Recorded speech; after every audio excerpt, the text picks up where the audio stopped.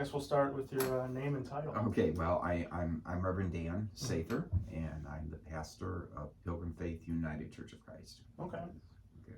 And then what Christian denomination does your church belong to? The United Church The of United Christ. Church of Christ, okay. Mm-hmm. What are your thoughts on the relationship between religion and science? Mm-hmm. Well, the United Church of Christ, you need to know right up front, is a progressive congregation. Mm-hmm. You know, it's probably one of the most progressive outside of the Unitarian Universalist Church. So we are considered a mainline denomination. And so we see science and religion as not against one another, that they in fact reinforce one another, you know, and we're not so concerned about timelines and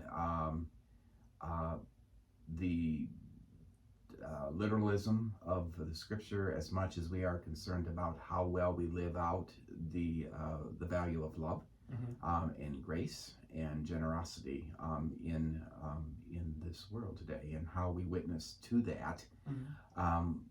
We draw from science. We believe in science. You know, we believe science is part of God's gift to the human family, that have given us the ability to survive, that we don't have to be totally dependent upon a divine being, you know, for our physical needs. You know, that although those, you know, it's good to have those things.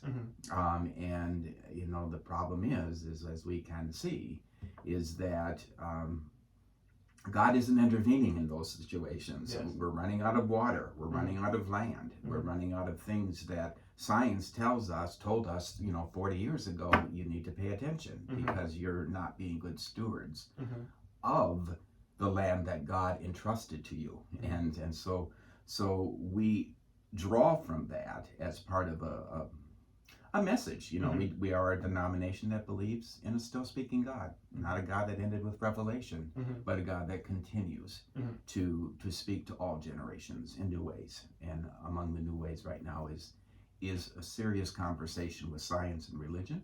It's not exclusionary of one another, but as embracing of what each offers, what religion offers, what science offers, you know, and it's our task to take both of those and live our lives faithfully.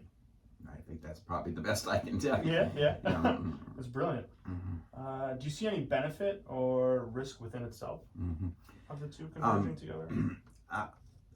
I think the risk with depending on one as more important than the other is what we have now. You know, is that we continue to minimize and we take for granted the gifts that God has given us, rather than, you know, because we've been so smart, we've created, you know, found oil and found out how to use it, you know, alternative energy such as electricity, you know, or wind turbines or solar energy. All of those are the gifts of science. And, you know, I don't think that God would have, well, obviously, God didn't say you're not going to do that, because we did it. You know? Of course. And we did it in hopes that it would make for a better world, which I believe is what God would want of all of us, you know, and the whole idea of Eden, the Garden of Eden, you know, is living in that unity and that oneness with nature, with God, with the human family. And that hasn't worked so well. And so, you know, and I think the religious aspect, if we depend totally on religion, what we're doing, I think, is that it's benign neglect. You know, we know what we need to do. You know, God has given us that information to do that. And by just saying, well, I'm just going to wait till the rapture, you know, is so irresponsible on the part of Christians, as far as I see. You know, I mean, that isn't what it was called. In fact, I remember from Genesis 2, where God said to Adam and to Eve, till and tend the garden. Okay, that says take care of it. You know, he says, I'm not going to. You are. You know, and that was right there in our scriptures, and it's what stewardship is.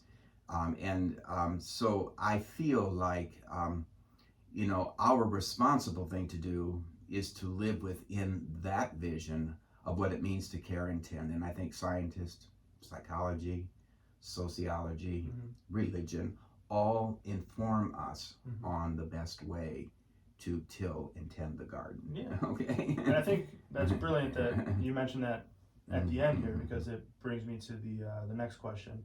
And it's also very interesting that when I didn't expect this, but when I walked in, I saw that you had the psychotherapy thing. Yeah, we do. We have four. Yeah, four for the concepts. Genesis is what it is. Yeah. So leading into this question, what are your thoughts on the relationship between psychology and Christianity itself?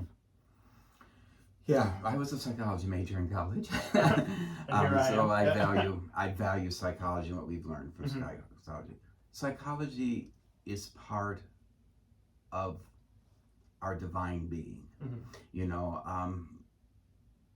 We are created in God's image, okay, and that doesn't really make it easy to see what God looks like, because God looks like everyone. Of course. But within that is how we are wired, how we process, how we handle criticisms, how we handle the perceptions of other people. All of this is psychology. That's part of what it is to be holistic. And I feel like God would, in every aspect, every way, want us to feel whole. And I don't know how many times, when I'm using the prayers of confession, assurance of pardon, that I don't talk about seeking wholeness, which is, that we are all broken, and our psychology helps us to find that brokenness. And part of healing is understanding our brokenness, understanding where the hurt came from, and being able to process that and to understand that God is giving you this source, psychology, to help you be all that you can be. Not in the military. Yeah, right. In the army. I don't, God used that a long time ago. Yeah. To be all that we can be, as one created in the image of God. And that calls for a lot of internal reflection, which is psychology, and it's everything from meditation to, how we physically meditate through yoga or whatever it is that you find, whether it's going to the gym or running, 5 miles, all of that is this part of what it is to live within what God's potential is for each one of us. And I feel like that, maybe we could go all kinds of other directions. A bunch of different ways on that one. Yeah. That's a start. So kind of leading in all kinds of directions. Would you say that there is or is not a risk mending those two factions together, Christianity and psychology? I don't think there's a risk at all. I think everything about it is what it means to be holistic. I like the metaphor of the crucifixion and resurrection, okay? How we understand that theologically is up to each person, but one of the things that I think from a psychological point of view and from a scientific point of view is the crucifixion is a metaphor for the brokenness of our humanity, and we bring that brokenness to God, as Jesus did, even with his last, into your hands I commend my spirit. Okay, that's just returning back to God. Okay, but he took all that brokenness of the human family onto himself, and it didn't end there. And this is where psychology comes in. It didn't end there. Science ended it there. You can't breathe, you're dead. Okay? It's done. What psychology does, which is also science too, but not really. Fair. What happened is the resurrection. And the resurrection is the psychology that said to that broken spirit, you are healed, you are made whole, you are changed. You can now look at life without fearing the things that have broken you. That now you can go into this world, this new world that God has created for you, and be all that you were called to be, you know. And I see that as that moment of change, that the resurrection was that moment where something terrible changed for us. And you know, do I believe that the resurrection happened? Fundamentally, as a pastor, I believe that something very significant happened in that incident. Can I prove that I can't, and I don't think there's a reason to, you know, because it's not about it's not about Jesus. It's about the new spirit that is within us because of Jesus, you know, that now brings us forth to do something new and great with that. And we can break the bonds, you know, of death, you know, which death is, I think, is a metaphor for everything that breaks us, you know, you know, whether it's poverty, whether it's abuse, whether it's alcohol, whatever it is, it's the brokenness, you know, and the resurrection says there's hope, always hope, and that's psychology. You know, psychology. And so I think that's the upside, and that's why I can't separate them two, because, you know, the crucifixion and resurrection are central to any Christian's faith. Okay, how we decipher that, discern that is an individual thing, you know. But you know, I think ultimately it was an opportunity for a new beginning, and that's what psychology does. It helps us get through some stuff that's breaking our relationships, you know, with God, with others, and gives us a new lens, a resurrection by which we can go into this new world with new hope. So that's kind of where I see it. So does that make sense? Yeah. Okay. So I guess kind of wrapping up here, I got two more questions. What would be your advice for a psychology major who wants to pursue a career in psychology and at the same time be faithful to his or her religious faith? I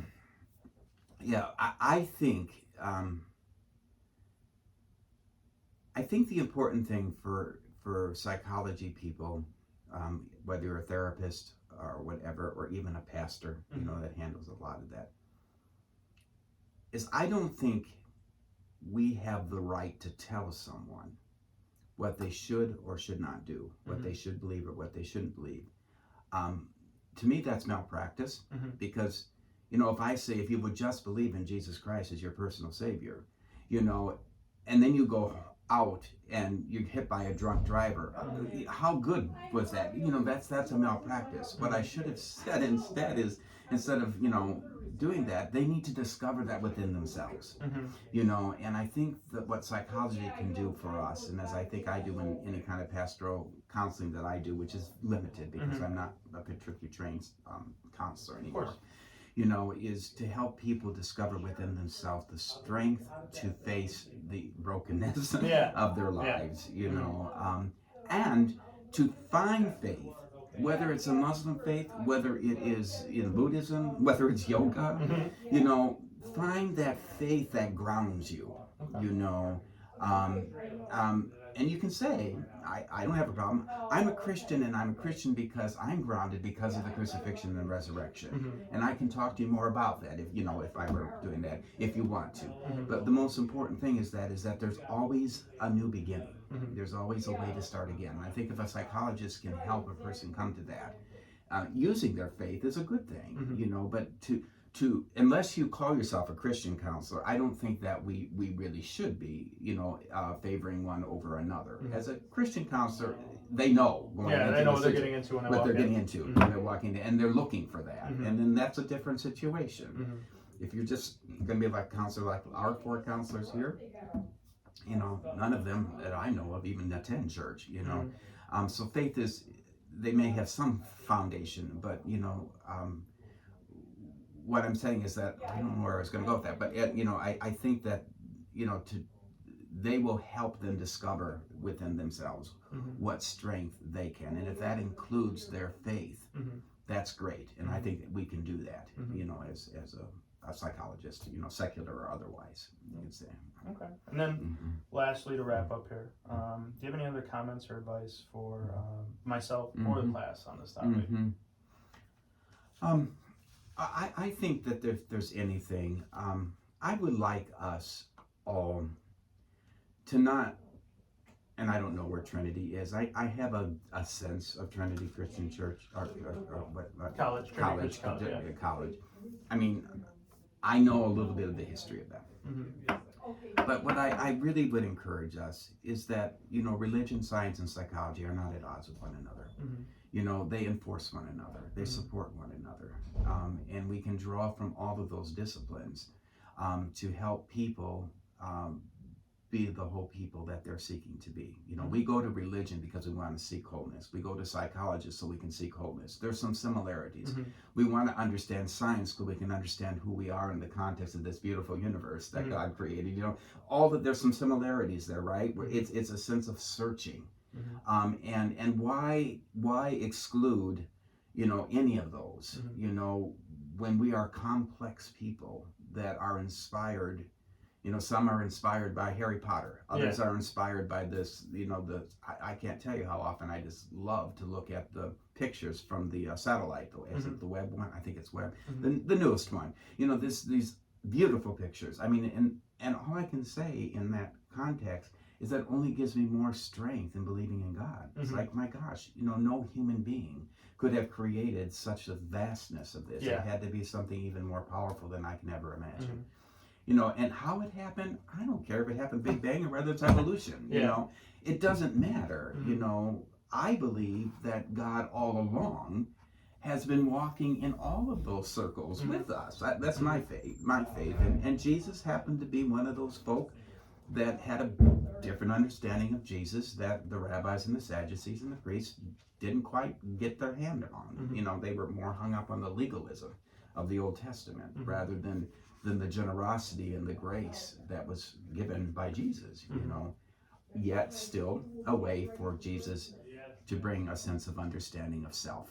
I think Jesus did that, with every healing he did. It wasn't necessarily a healing as much as it was, now you have the tools to live with whatever ailment you have, because of the love of God, whatever, and I feel like that's the value. And not because I know there's always these eternal battles between religion and science. And all along, even growing up in the United Church of Christ, my dad was a UCC pastor as well. I guess it never occurred to me that any of them needed to be separated. It was only when I went to college and I came across a fairly conservative religious group called Campus Crusades, in that church, and I was looking for a religious community there, and I happened to go to that meeting, and then I started hearing all these things that I never thought was a problem, and now it's a problem. It's news to me. It's news to me, and so I guess that's how I feel, and I think colleges, universities, I mean that's the area where you just really get all of these things, all the disciplines, and I think those are powerful moments. I loved my college years. I loved seminary because of all of those things coming together. But being part of a progressive denomination, it makes sense that I would feel that way, because I'm always looking at all of the ways things work together for good, and that's what I look for.